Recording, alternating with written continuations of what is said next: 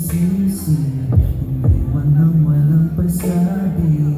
Kailangan lang malaman ang mga dahilan.